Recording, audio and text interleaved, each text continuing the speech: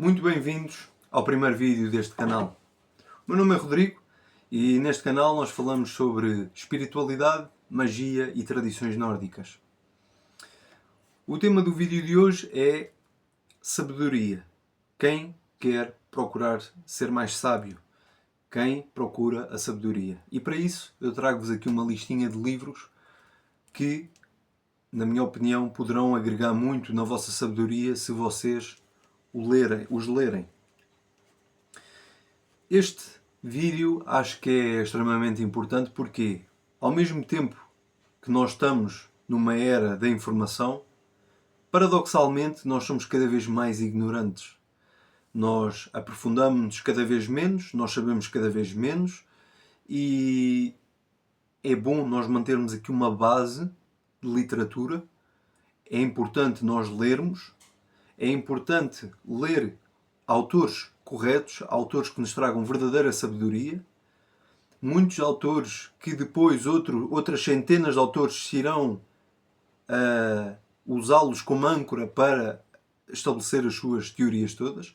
E eu trago-vos alguns dessas raízes ancestrais das quais nós podemos aprofundar-nos e ler para desenvolver um pensamento crítico mais correto, mais forte, mais enraizado.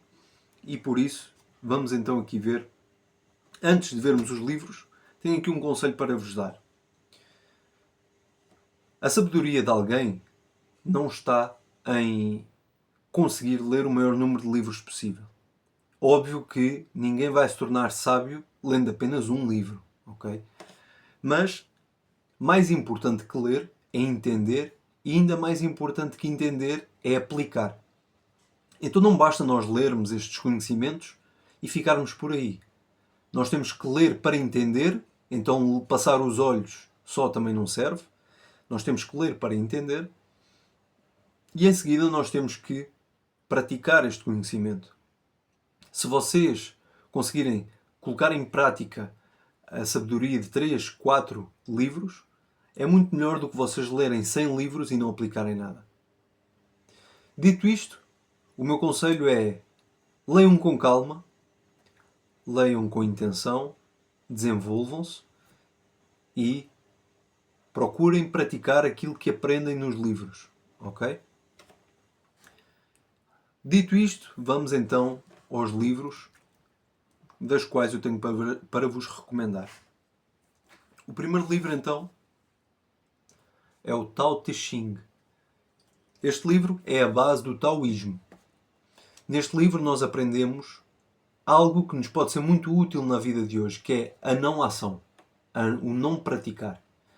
Neste livro, ele ensina os paradoxos da vida e como é que nós podemos atuar e agir perante tais paradoxos. Então, nós através da não ação, nós conseguimos fazer tudo, como é descrito no livro do Tao Te Ching. Okay? É um livro de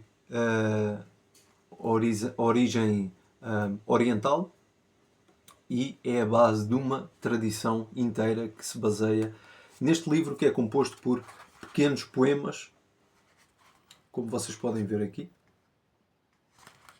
e é um livro escrito por um grande sábio que é o Lao Tzu. Em seguida, tem aqui uma tradição agora ocidental, que seria o Corpus Hermeticum. Eu tenho esta versão aqui. E, para complementar o estudo, leríamos a seguir o Kaibaden. Ok? Estes dois livros pertencem a uma tradição que se chama Hermetismo. O Hermetismo vai nascer ali por volta do século zero e tinha como objetivo tornar-se a religião universal. Porque notou-se os sábios daquela altura, para vos contextualizar o hermetismo, os sábios daquela altura, Alexandre o Grande, reunindo o grande exército dele e conquistando ali o Egito, ele vai ali criar a cidade. Tem ali, na verdade, na cidade de Alexandria, ele vai criar ali a maior biblioteca do mundo. Então é uma das grandes fontes de conhecimento dos antigos, e vai ser aquela biblioteca que vai reunir os conhecimentos de vários povos. Porquê? O povo, naquela altura, daquele império do Alexandre o Grande, era composto por gregos, romanos, egípcios, judeus, e ele alastrou-se até algumas zonas do Oriente, e dizem que naquela biblioteca teria também os ensinamentos budistas. Então, cada povo com a sua tradição, mas não havia restrições. Na verdade, houve uma fusão. Vendo que todas estas tradições distintas de cada povo tinham coisas em particular, nasce então da fusão destas tradições, daquilo que era igual em todas elas, nasce o hermetismo, que depois vai ser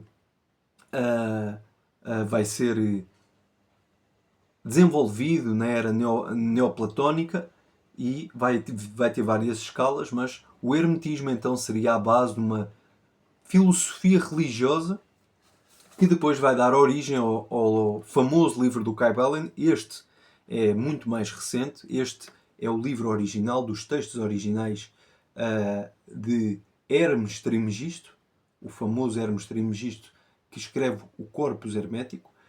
Vão então depois os três iniciados desta tradição escrever o livro do Kybalion. 2 livros importantíssimos para a gente entender Deus, para a gente entender o funcionamento do universo, entender toda a criação de Deus de uma maneira muito mais aprofundada. Ótimos livros para quem quiser também praticar o seu desenvolvimento espiritual. Aqui este não é um livro oficial ou importante, mas trago só como menção que são contos budistas. Então, o budismo, também uma tradição que traz-nos ensinamentos que ainda nos dias de hoje são extremamente importantes, extremamente atual. Pessoas que praticam o budismo ou os ensinamentos budistas conseguem equilibrar-se mais na vida, e os ensinamentos de Buda, um dos grandes mestres espirituais que veio à Terra,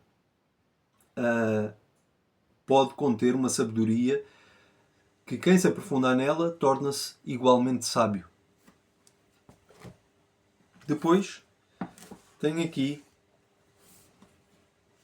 a famosa Bíblia.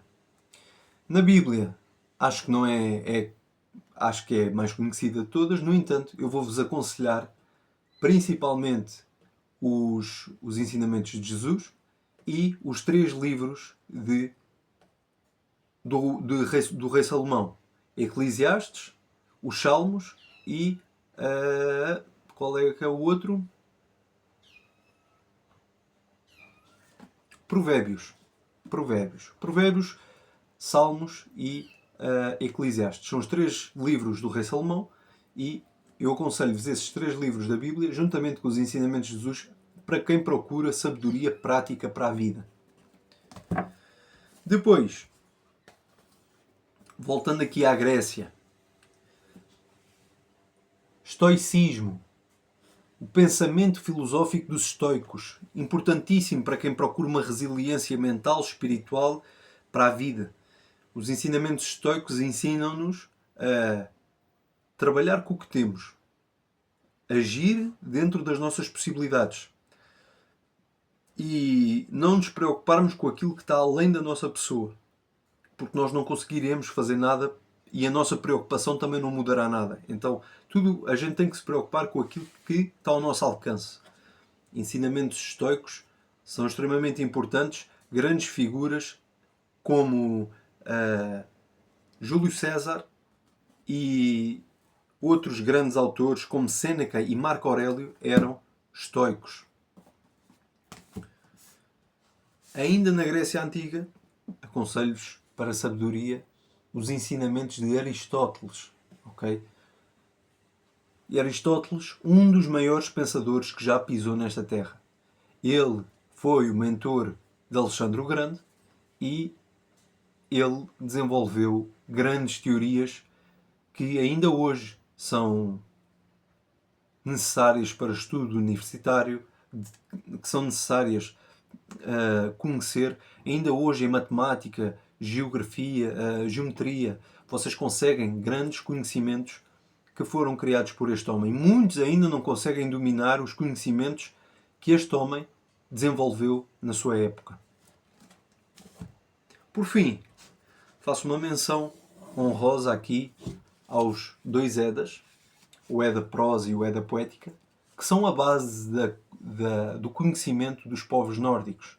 Os povos nórdicos que, em outra era, já foram também o topo da civilização, cruzando aí o Oceano Atlântico bem antes dos portugueses, em caminho em direção ao Canadá, e eles conseguiram fazer isso com barcos muito mais pequenos, muito mais frágeis, e por isso eles eram povos extremamente espiritualizados, e por isso eles conseguiram se desenvolver e conseguiram ter uma soberania para onde iam,